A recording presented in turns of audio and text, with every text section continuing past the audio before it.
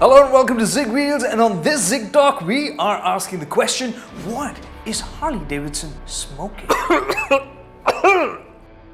Milwaukee. But before we carry on, don't forget to subscribe and click the little bell to stay notified.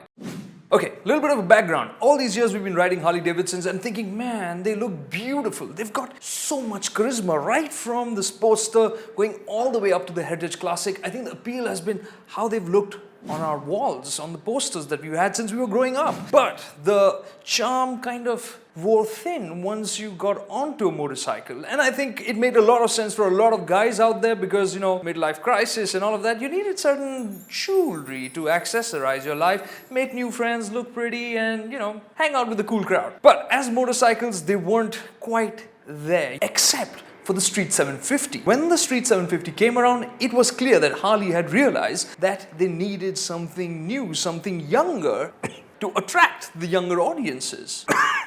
Yeah, I know I'm 37, but I'm young at heart, right? Carrying on.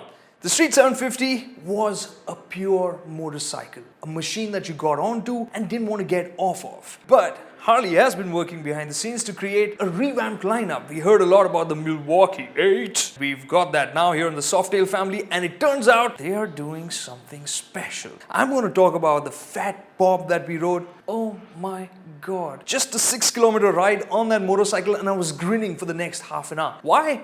For the simple things. First, you've now got suspension that works, brakes that work properly. For a 300-kilo motorcycle, you need good brakes, and it's got them.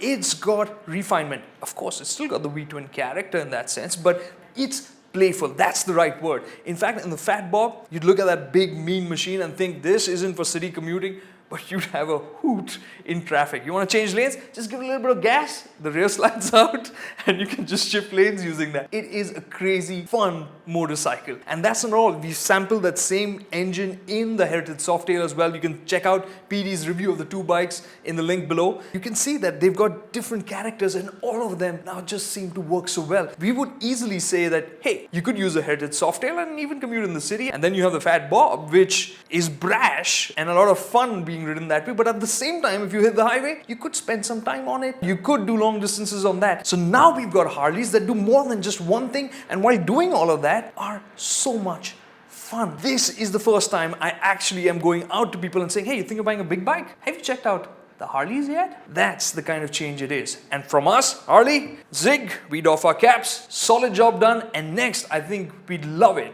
if you take on the Sportsters as your next big challenge.